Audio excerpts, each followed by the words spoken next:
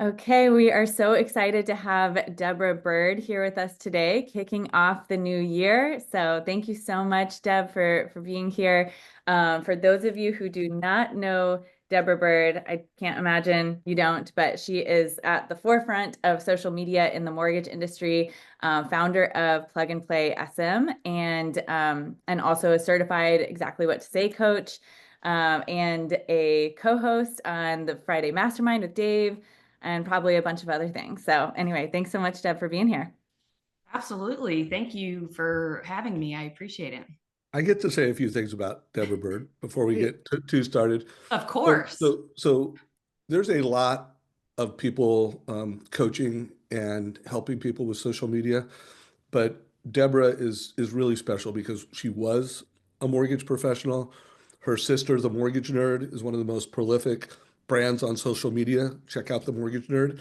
And Deb has helped manage and create that brand, along with just countless mortgage professionals. And it's also not just about being noticed on social, it's about being valuable. It's about helping people from an education standpoint. She was a teacher, a high school teacher. She's a natural educator. She was the very first home IQ ambassador.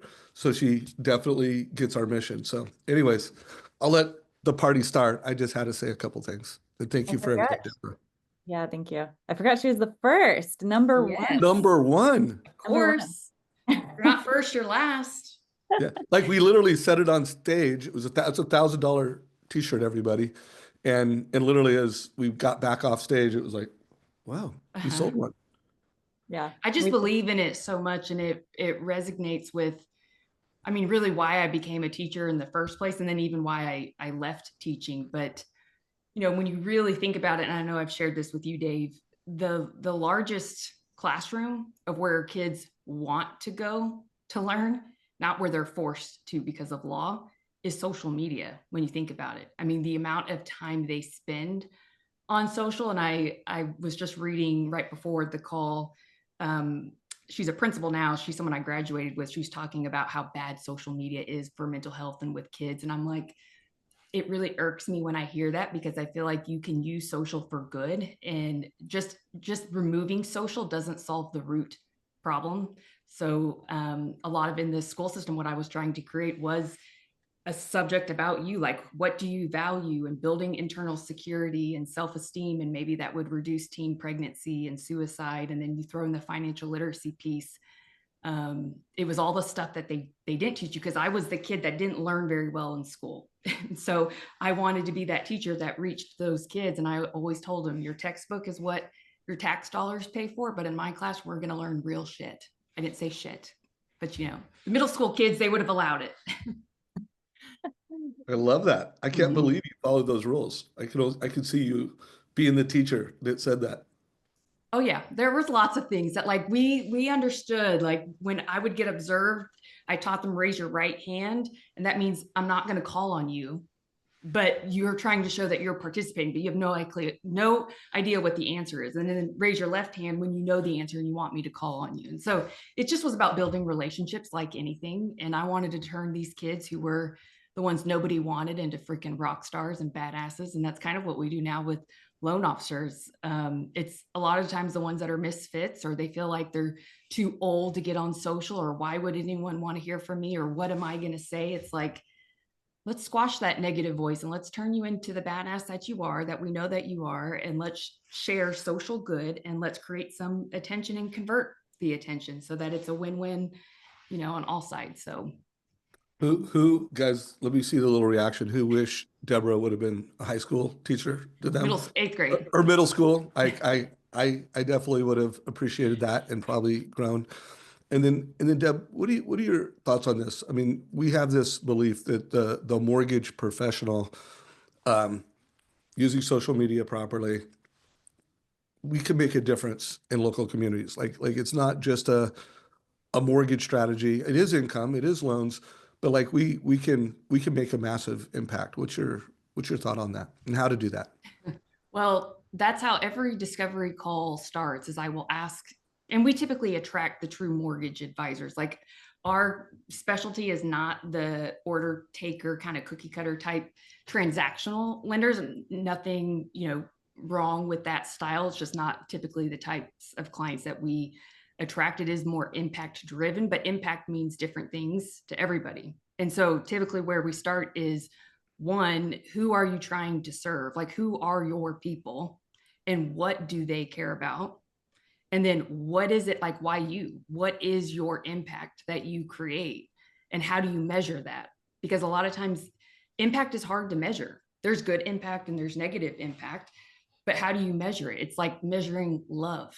There's no unit of measurement, but you know when you've been impacted and moved. And do you also know how you as a mortgage advisor can impact people before, during, and after, the loan process? And so sometimes it's not just the client on the other side of the phone, it's their parents and it's their children. And it's really being that, digital mayor of the community, which means you also have to respond and interact. Like, it's the days of just posting and ghosting and then bitching and complaining of why I don't have more views or likes or leads. It's like, you don't necessarily need more.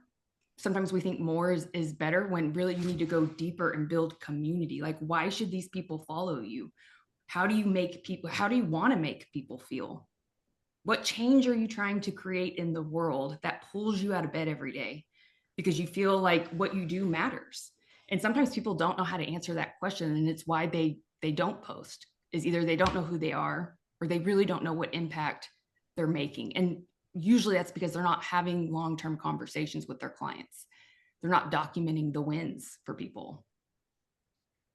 Wow. Just that on its own, I'm going to clip it, send it out to everybody. We need to have that on replay. And really, I would encourage everyone to reflect on that, like spend some time thinking about where you land on that with that question. Dave, what were you going to say? Yeah, and I'm going to have to jump at halftime, guys, but I have a question for Deborah, because I know one of the things that we believe is that if we can help more families help their kids, we could, one, create community, and two, our databases are full of families, whether they have the means to be down payment assistance, family, or they don't. Families want to help their kids get into homeownership. And so one of the things we're advocating is, how do you use your database and social media in tandem to drive people into what we're doing? I mean, I was on an interview yesterday. I'm trying to remember what client it was. Oh, it was the mastermind yesterday. And it was Oh yeah, it with was Brian. yeah, with Brian. And the woman was, telling a story about an 18-year-old that she helped get into homeownership.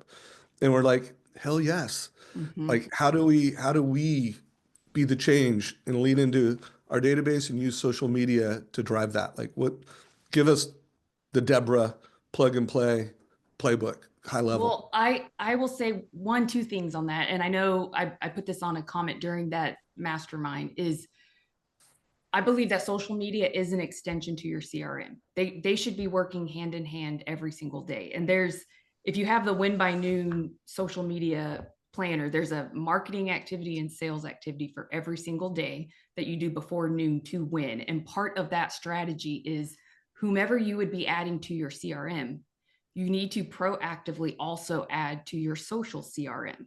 Now, the only kind of like disclaimer I have there is, some people will say, oh, in fact, this was on your call yesterday. Brian had said, I just pull up my LinkedIn. My LinkedIn is my CRM. And I'm like, hold on a second though. We need to have a content funnel. And I will say that's the number one mistake I see most loan officers don't have, is they think social media and building relationships through social is literally just creating content and posting it, when that's not the full funnel of how to leverage social media, in my opinion. But ultimately, you don't own your social media. It is rented attention. And it could be shut down. You could be hacked, like the whole TikTok ban. And so if you're putting either all your eggs in one basket and you're not across all platforms, or if you don't have a strategy to get people off the platform and into an email list with like a lead magnet or something like the First Home IQ assessment. People love assessments. They love to figure out, like, am I a dolphin? Am I a dog? Or am I an A, B, or C on this home readiness score?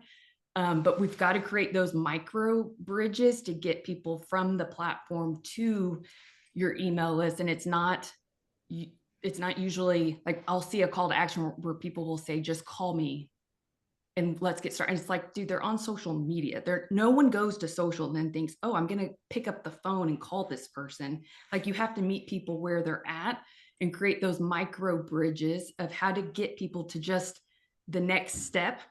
Like, maybe it's from first base to second base. And then eventually, like, you can't just have your website link in your bio and expect people to go straight to the application when, they may be 2 years out and they're not ready for that. Like, they just want an initial conversation or an initial assessment to take or a webinar that you can invite them to. So it's part of creating this, I call it the perfect month frequency. And then that creates the perfect week and then the perfect day of how the content funnel will be working for you to create on-demand attention that then is converted, because getting attention means nothing if it's not converted, and getting attention from the wrong people.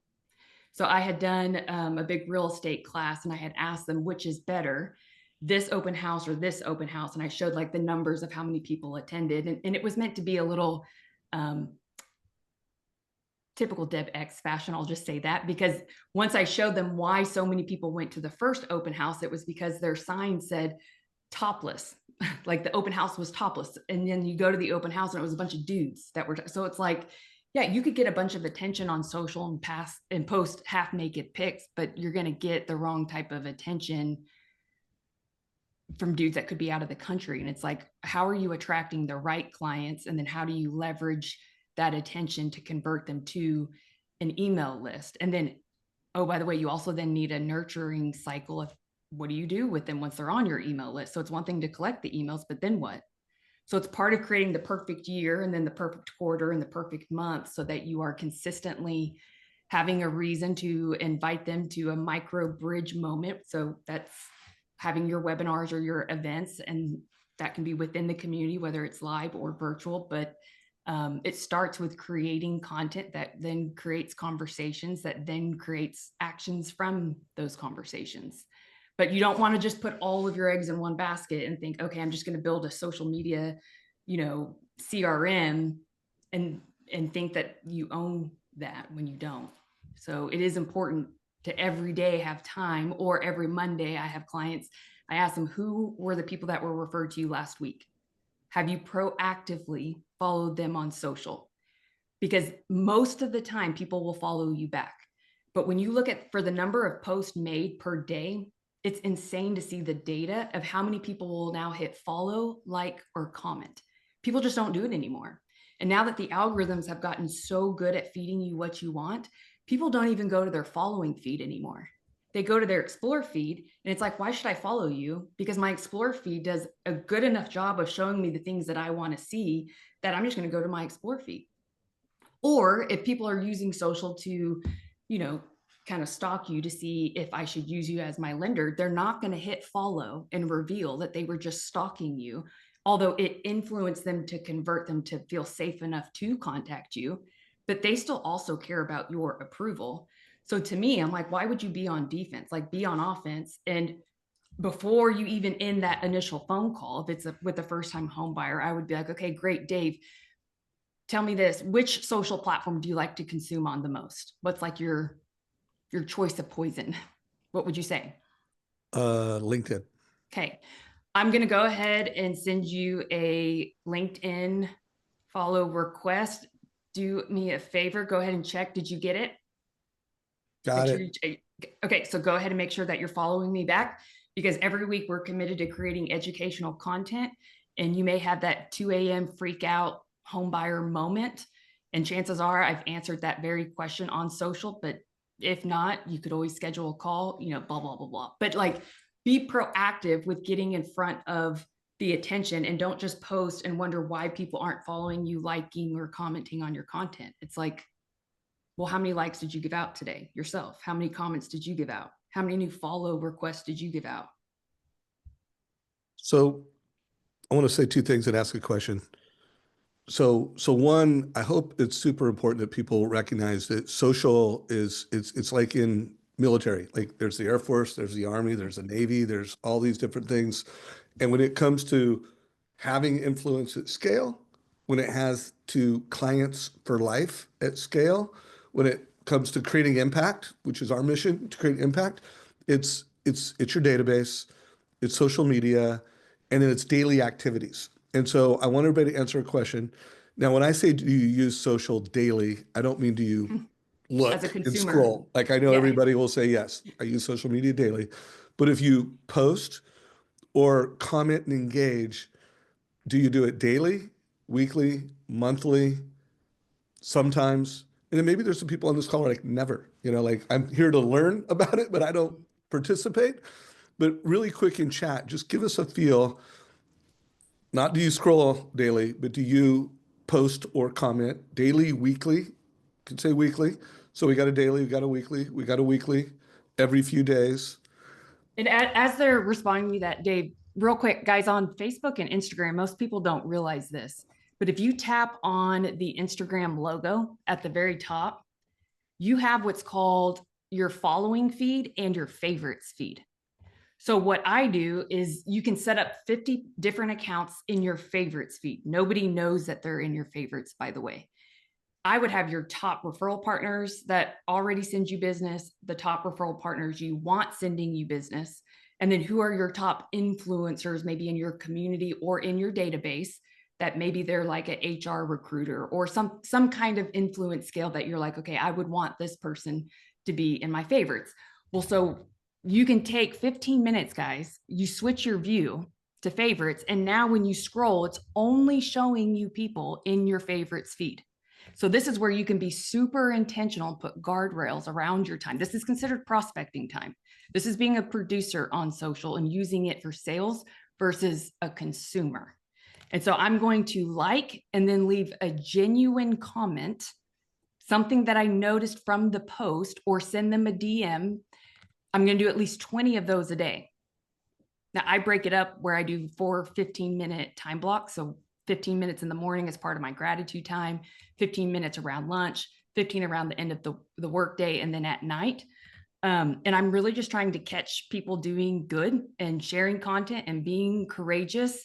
And you'll see in the Win by Noon planner, there's even check boxes where did you do your 20 likes? Did you do your 20 comments, your 20 story comments?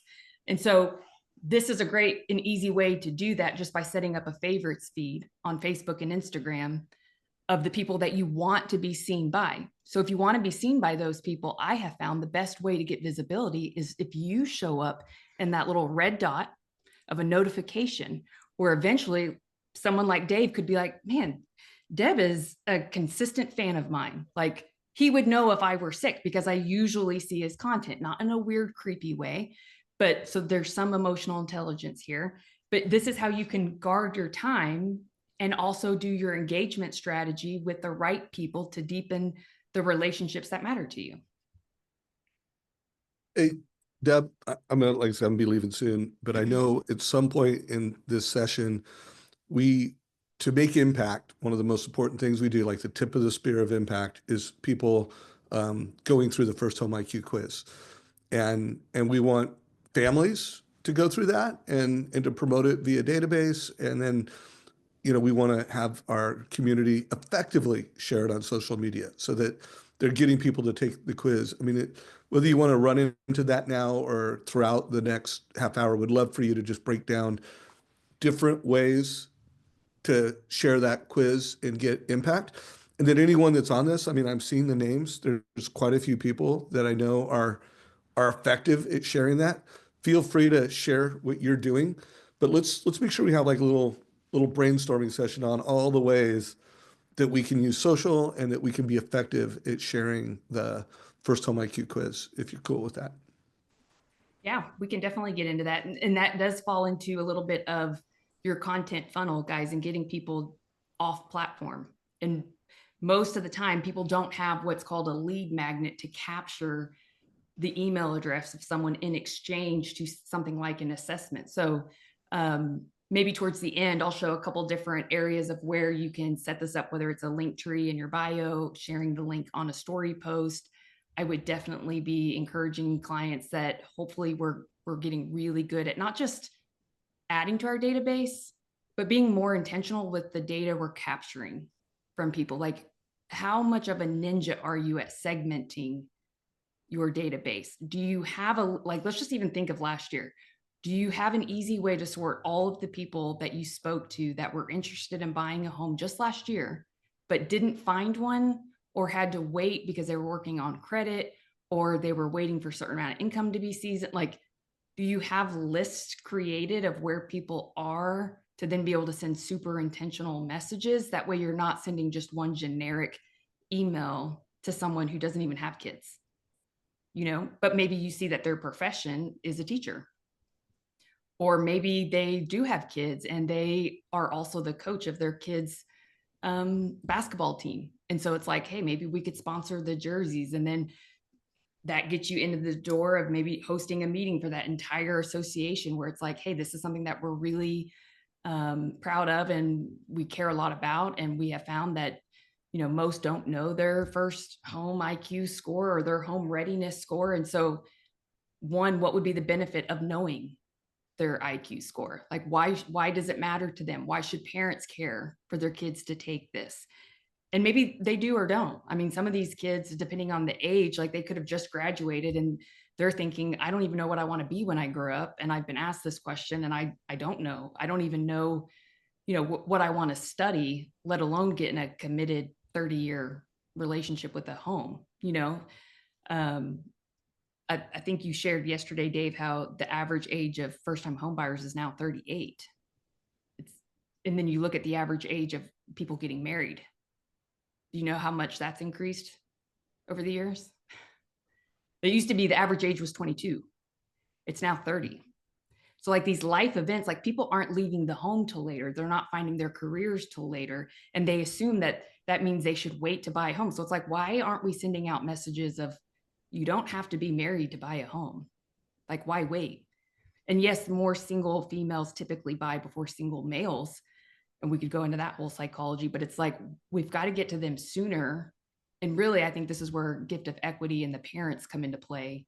Of if we don't help them buy homes now, like it's only going to get more expensive, in my opinion. So Yeah. the assessment to me is most important because it helps you grow a database. But for most LOs, they'll capture emails and then they do nothing with it. Or the kid gets their first home IQ score, and then what? Like, what is the strategy afterwards? Hey, real quick, everybody, put in chat. And by the way, thank you for everyone that participated with daily, weekly, monthly. That was like awesome. That's what a master class here looks like at First Home IQ. Uh, please keep doing that. What is the youngest age first time home buyer that you helped achieve home ownership last year? So we know in the country, the average age was 38. And look at this, 19, Wow, 23, 22, 20, 19. So guys, like this is that's awesome. incredible. And now think about this, guys. What about creating stories around Mm-hmm. those? And so every one of those stories, every one of them is a story. The narrative in America is the average home buyer is 39. Tracy, Michael, Joey, anyways, the list goes on. You guys are all sitting on just a badass piece of social media content where you're like, the national average is this, but look what I did. And then you tell a little story around that. What I Deborah, would say would be better, and what I'm pushing my clients to do, is part of the closing process. So whenever you guys go over the final CD, and whether you go to closing or not, I want you to schedule a 2-week meeting for after the closing, because most of the time people have no idea what they just signed. It's like your wedding day. They then are blowing you up like, where do I send the first payment letter to? But your goal is to have a 30-minute Zoom meeting with that client, and you're going to have them share their story. So if I were Beth or Amy, and you were just one of the first two who responded, and you helped someone age 19, I want them to be the hero of their story. And essentially what we're doing is we're going to create user-generated content where you will snippet from the Zoom meeting recording that you just had. Either I would prefer for them to post it and tag you as a collaborator, but if not, ask permission for you to post a little segment of their story and something that they feel like they wish they either would have known sooner, or how did they overcome the obstacles of what everyone was telling them of maybe not to buy at age 19. Where did they come up with the down payment? Like, essentially, you're just having them share their story. And then when you tag them and it goes on both of y'all's feed, chances are that 19-year-old that you helped, Beth or Amy and or Patty, even the 23, like they know other people like them, right? Like they probably have friends. So if you get them, if you make it part of your workflow, and that's where we have to have a systematic process for social that integrates into what you're already doing. And to Dave's point, every single loan app, regardless if they qualify or not, guys, could be user generated content because maybe they needed you to review their credit and give them a credit plan. If you just ask them, like, hey, by the way, I know we weren't able to issue a pre-approval letter right now, but it's not a no. It's just, it's going to take about 3 months to get there. Would you be willing to do me a favor and make a quick video? And side note, guys, some of these clients are like micro influencers on TikTok. Their day job may be teacher, but they are like micro influencers on social media. And if you just ask them, would you be willing to share one thing that you learned from our meeting today that you know that there's other people who are probably just like you who may have the same question and they don't know where to go, but also trust you?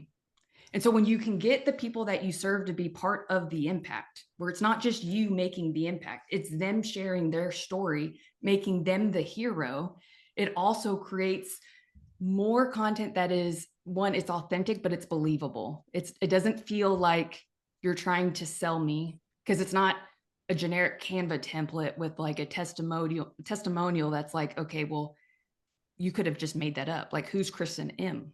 Like, that's what people think. They think you're a salesperson. But when they see somebody else, like that's why we see a rise of these influencers that are not celebrities on ads and brand deals. It's because they have on-demand attention. So leverage your client's story and start thinking of every single TCA I do, every single app, every single initial buyer consultation, every single annual review. I cannot express enough, like it is a standard that every month you share at least one of the Tuesdays for TCA Tuesday has to come from an annual review.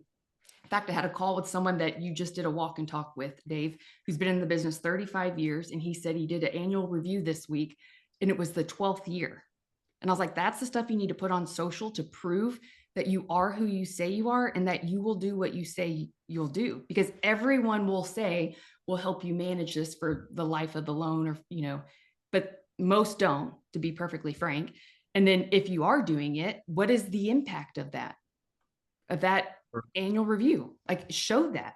You have to collect evidence to prove you are who you say you are, and you'll do what you say you'll do.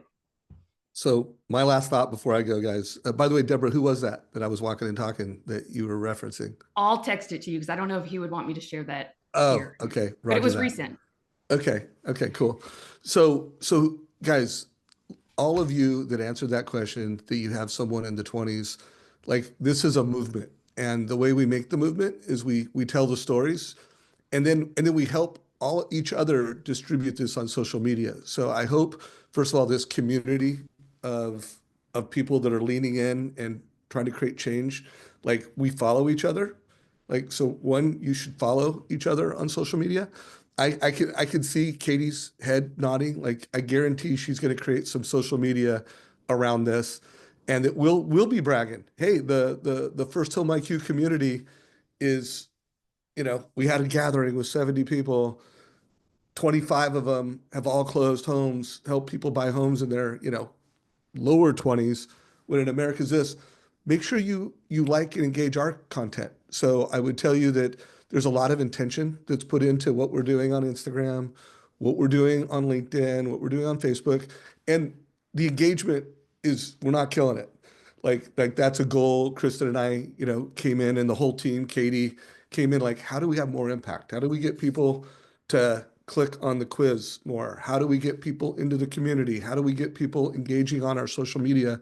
So just, for everyone watching this video or for everyone that's live, like if we're gonna make a movement, we need to help each other and connect with each other's social media. So I'm gonna jump, but Deborah, you rock. Kristen, you'll crush it. And Katie, appreciate everything you do. And it's great to see all these faces for everyone that has the video on and that you're on this session. We're grateful for you. Thanks so much, Dave.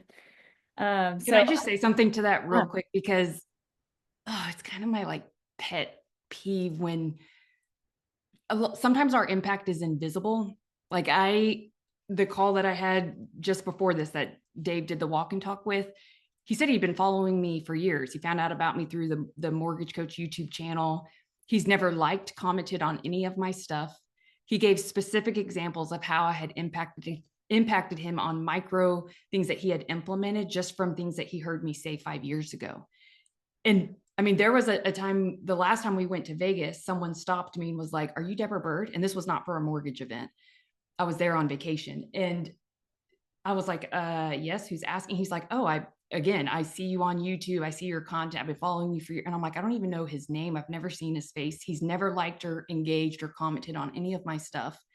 So sometimes we can believe the illusion of like, we're not making an impact if we're looking at the scoreboard or using metrics that, to me, are more vanity metrics. They're not necessarily the right metrics. Like it's getting harder and harder to get visibility on social media. And guys, that's before the AI. Like I think this year we have a sweet spot before the AI content takeover. And I mean like AI content factories that are being created, and they'll produce 100 videos a day where the AI is actually getting pretty good. Like it's no longer like the people with 6 fingers on a hand and like misspellings. Like it's actually getting pretty darn good. So it's like, what is your plan? Do you have tactics and strategies to combat this? And then what if, because I could see a platform developed where it's maybe you have to pay to only see the AI generated or the human generated content versus AI.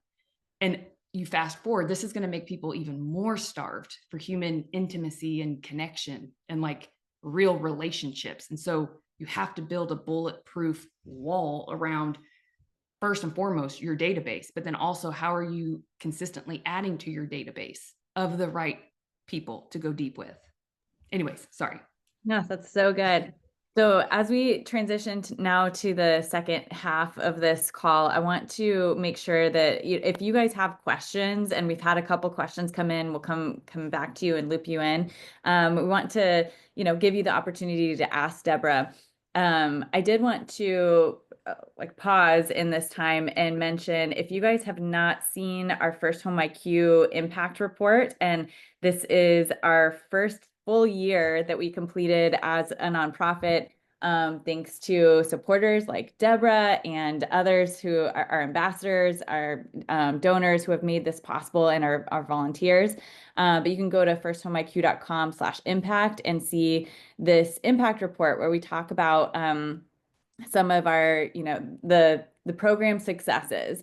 And so I encourage you guys to look through here, view what we've accomplished over the first year. And that tells us, this is setting a foundation for the next year. If you want to be involved and you want to, have an impact through financial literacy education or through outreach in your communities, we would love to partner with you on that. We have an awesome ambassador program and consumer education that is free, and a really great program. The ambassador program does support the free content and outreach materials that we have. So anyway, just encourage you guys to go through this and check out, who have been top contributors in the program. So I'll drop that link into the chat. And then I want to also, if you guys have questions or thoughts, I'm going to call on you. Just raise your hand and I'll loop you in. Let's see. With those who are creating content, or maybe even if you're not creating consistently, what's your biggest challenge when it comes to your social media? I'd love for y'all to be transparent and vulnerable. Like, this is a safe place. There's no dumb question. There's no dumb response. This helps give me some feedback before we finish the call of maybe where to pinpoint some of the things that because I could talk about this, guys, for like an entire month straight. This is literally all I consume, I eat, breathe, and sleep that like by choice. It's actually probably an addiction. I need an intervention. But it's all I study. So, to make this super valuable, I want y'all to be selfish and expose like, where do you suck? Like, let's just start there. Where do you suck? Where are you trying to get better? I know the last call you had Cindy Ertman on. So, do we have business goals planned? Do we know how many fundings and families we want to serve? Do we know how many partners that requires? Do you have some kind of goal with social media and what's getting in the way? Like these are like, I want to be real and raw right now, and let's actually make change and make impact. Good. Uh, We have quite a few pieces of content. We've had some questions come in, but I think okay. this is a really good direction. Deb, do you want to just start like picking these off and responding to some of these? Yes. Do you want to read out some of the earlier ones that I may have Yeah. missed, and then I'll just. Let's start with okay, consistency is something that has come up a couple times, or yeah, organized, consistent. So Uh, let's hit on that real quick, because consistency can mean different things to different people. And I usually get asked, how often should I post or where should I post? And my response is always the same. It's more than zero, because we've got to start real. Like, I don't want you to say, okay, I'm going to do 3 videos, short form videos a week and 1 long form when you've been doing nothing. Like, that's unrealistic and you're going to reach burnout. So right now, make the commitment and decision of what is your target amount of post per week and then per month. Let's start from a month standpoint. How many videos, how many carousel posts, which carousel are just the multi-image posts, which, by the way, guys, that those are showing on the Explore feed more than the short form videos. And then what are you how much time per day are you willing to set aside for your prospecting time on social? Is it 30 minutes? Is it 15? For some of the men on here, it could be your morning poo session, because that's, for God's sakes, like 25 minutes. Instead of just scrolling and playing a game, like, you could be doing your DMs. So, but you've got to make the decision of, I'm going to be consistent. And what does consistent mean to you? That's huge. That's so good. We had a great question come in around creating personal content and I know a lot of people have struggled with this, and we've even tried as part of our ambassador program, we'll help people like they can create some personal video that we edit with our professional content because there's a lot of I think intimidation and anxiety around creating that kind of content. This person said, Michaela said, I'm a private person, so cautious to be too personal. Anyway, do you have thoughts on how to create that kind of content? Yes. So the the answer is, it depends. So it depends on your overall strategy and like, what are you wanting to gain from social media? And that's like a really honest question to start with. Like, because people will tell me, I just want to be more consistent. Well, that's not really answering that. It's like, what do you think consistency on social media will end up doing for either you personally or your business? Like, what is the end goal you actually want? Because usually the next question is, do I do this all from a personal account or from a business account? I get this one quite a bit too.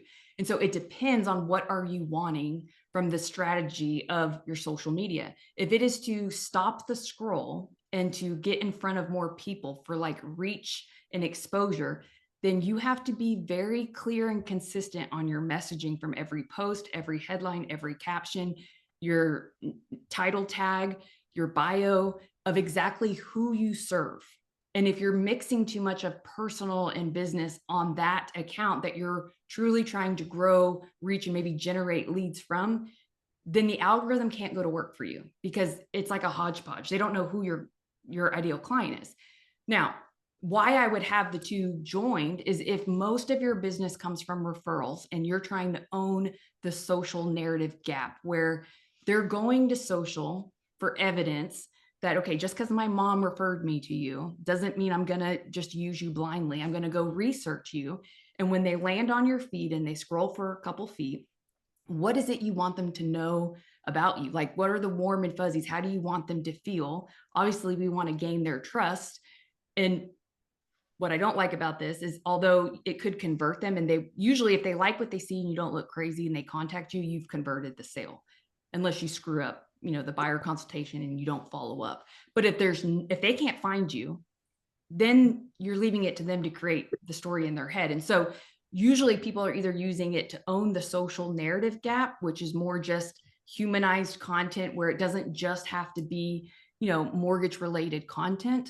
But if you're at the beginner stages and you're really trying to leverage this to help you, reach more people, that then backed by the right content funnel will get you more closings, then you've got to still infuse video in your face and like lifestyle photos into the content, so it's not too corporate or like stock photo ish. Like even my plug and play SM account, which I put the link in here, I don't ever put personal stuff on there. And I'm not a social media company that's just trying to do social media for any industry. And it's not just for any loan officer. It's truly the advisors that want to spend more of their time doing the trust building activities than the admin side of social. And so it's very clear, like there is every bio, every post, every caption, like it's not confusing for the algorithm, and the algorithm actually goes to work for you. From a personal account standpoint, if you're wanting to keep it like 80-20 stories, so the things that last for 24 hours, guys, there's 4 different algorithms. We'll start with Instagram and Facebook, and the algorithms for stories are meant to go to more people who are already following you. So that's more of a trust building, community building type of post versus your feed post. If all you post are reels, then don't be surprised if your engagement is low, because reels are meant to go to more people who aren't following you. So there is no trust. They don't know who you are. So like you have to understand the cocktail mixture of the types of content you're making, not only the hooks and like your ideal target audience, but then also the formats and the features and the benefits of the different components within each social platform. It's a really long answer. So good. So are you recommending that it really differs by person and what you have been doing to be able to connect with your audience? Because I think in the past it was like a standard rule, like you talk about your identity, these 5 things I am. Someone mentioned I don't have a dog or a puppy or a kid, so what do I talk about? But I think now what you're saying is like we want to gear it towards your audience that you've either already been collecting or to be more specific on this is the target audience for this account versus the other. Is that right? Correct. Correct. Because I would rather, even if you only get 4 views on a video, guys, but those 4 views were of veterans in your area who have shown interest of buying a home. And so the algorithm pushed that video in front of them. Would you rather have 4 views of the right people, or posting a half naked pic in your bikini and you happen to be like a hot blonde? It doesn't have to be blonde, but it's like you may get a lot of views, but those aren't the right views. It's like we've got to get like, what is the intent behind each post and behind you having a brand on social? If you're creating a personal brand, which I would argue most people just make personal posts that are mini commercials, which give me the ick, to say the least, because it's like, don't like go feed the homeless and then advertise it. It's like, let's just do good because it's good and not make it marketing, because then it cheapens the message. And so that's where we were talking before this call, the difference between branding and marketing. Marketing helps create attention, which is a lot of times we can get people to like the 1 yard line, but sales has to convert the attention. And most people lack the conversion piece of getting attention. Like, what's the plan after you get it? How do you then maintain it? So you've got to go from the 1 yard line to scoring, but then also know if it's too promotional, then the marketing can come at the expense or the cost of your branding, which branding is something that it never ends. And it's almost like wealth building. The longer you let it grow, the better, but it's you showing up as you are, which means you have to know who you are. So this is, I have a question for you that's kind of built into that around sharing something good that you're doing. We always encourage our ambassadors to share that they're ambassadors. And that's how we've, been able to build the program, is by people telling others like, hey, look at this cool nonprofit, that if you're interested in this, join me here. But we want them to be able to do it in a way that's very authentic and that doesn't feel like they're bragging on something good they're doing. So, one thing we encourage our new ambassadors to do is to share, and I would encourage everybody to share their why, of why they're part of this, Mhm. why they care about the nonprofit. And so, talking about like, hey, I didn't learn financial literacy in school or from home, and this is why that mattered, and this is what I want to do for the next generation. But what are your thoughts on how we can help our ambassadors or anyone who's involved in something like that to be able to maybe share their why, or promote the mission? Well, I think you should always start with like, why did you join, and why do you care about this program and this mission? Like getting to the real, and ask yourself why 5 different times so that you go super deep on the why. And then if you do share this on social, think, why does your audience care? Like because I hate to say it, but all they care about is what's in it for them. And so start thinking of how you would finish this sentence of, I share this with you all because dot, dot, dot. What are those becauses? And a lot of times, once you start seeing the impact of the content, whether you're going into classrooms or going into different organizations and delivering this financial literacy, or maybe you start to see, just look at the statistics of the wealth gap that's growing from parents who own homes and then are helping the kids that they have become homeowners versus those who don't. And it's like, what does that look like over time? 5 years goes by like that. So it's like, what is the change that you're wanting to see from being a part of this? And then think of, what if this change doesn't happen? And once you own that conviction, um, it reminds me of, I've given the story before of these LDS members that had knocked on my door over COVID. And it's like, I'm thinking to myself, they had the door slammed in their face multiple times. They were yelled at, cussed at, because it was COVID time. They were wearing the mask, but they never got offended. They didn't take it personal.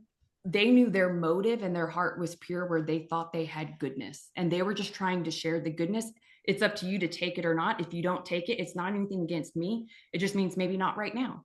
But I believe this is truth and I'm going to offer it. And so to me, I like to think of social in the same way of like, we have financial truth that we're serving, and those who are ready to receive the message will receive it and they'll ask questions, and we're inviting them to this, the largest online university or course, which is social media. It's like we have to show up and give the opportunity for them to then engage and trust us enough to want to further pursue maybe that truth. But if you don't even show up to begin with, then to me, it's not only selfish, because we know things that they don't know. Even like attorneys, guys, engineers, they don't know what you guys know, because this is all you study. So it's like, why, tell me one good reason why you shouldn't share being a part of something. Like, what is the negative of sharing being a part of First Home IQ? Is there a negative? I'm genuinely like asking. I wouldn't think so. Yeah. So it's like, so then But why not? And I think we can share in positive news, like taking that impact report, which I forgot to put I'll drop in the chat now, but taking those stories and celebrating them together, I mean, What were people, some of the top stories in that? Like, Kristen, if you had to share the top 2 just from that impact report that y'all were able to accomplish last year. oh gosh. Yeah, so I think one was really, we put together the ambassador program in a way that I think really, let's see, made a difference. But I don't think, I think putting together the full curriculum and presentation materials, we had big success stories from students, and the classroom program that we put together, that was a big success, and just seeing some of the testimonials from them. Um, I was going to so say, so that yeah. right there, like, part of creating your content funnel and your perfect month for our clients, there's 3 events that I ask them to host every single month. Now I give them the title of the event, like what to teach, and we systematize the process. But the more that you do and take action, it then bleeds and creates content from. That's how you create impact, but you have to document the impact. So it's like after an event that you host, if you have a video set up or a place where they could create testimonials, or even a kid who attended and finished the course, it's like, what did this mean to you? Like, how much time, money, headache, frustration do you think this will save you and the trajectory of your life? Like, I mean, that's huge. So I'm big on getting other people to share the impact you've made versus you sharing the impact when you can. Now, not everyone's going to feel super comfortable with that, but I do think just based off the hierarchy of needs, everyone loves to contribute to something bigger than themselves. So when it can come from a place of contribution of like, hey, 19-year-old first-time home buyer, I'd love to interview you and just have you share your message so that hopefully we can impact more 19-year-olds just like you, of like, how did you build the courage to take on something like owning a home? Like, the average age is 38. So what set you, like, what did you have to overcome? What things happened in your life? What made you choose us? What about my team made it easy and clear and empowered you to make this decision? Like, you're just having a conversation, but that is going to create more reach and impact than you always sharing it. So good. So in the last 5 minutes, I want us to just kind of summarize what would be the next steps that people could work through on their own in creating that plan. But as you think about that, I'm going to first quickly share my screen, and just for those of you who are ambassadors on this call, I want to remind you about our Ask and Share channel. This is a great place to get ideas from people. They post, email examples of, here's an email I put together, a video I did. Katie shared this example of a social media post from someone, and there's, content being shared in here. So reminder about that.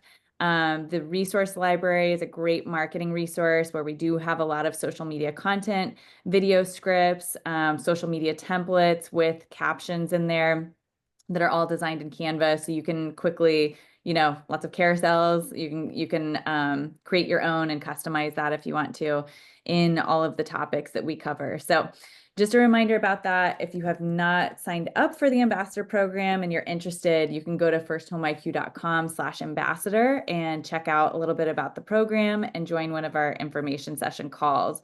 You just kind of scroll a bit and see, you can join the next info session. So, all right, Deborah, let's close us out with the game plan. So the first thing I would want you guys to think about when you're creating your strategy for 2025, let's say, is write down why you and why do you matter. And sometimes that's hard to answer. So ask somebody else that, like, what is your uniqueness? Is it not just on who you specialize in serving, but like I saw Walt's name on here. Walt has this ability to make you feel safe and comforted, and like shit could be on fire, which he is my go-to person I will call at times when I'm like, Mayday, Mayday, which Deb can have some shit fires, okay? But he's just like so calm and soothing. And it's like, oh, I feel better just after speaking to him. So it's like, what is your uniqueness?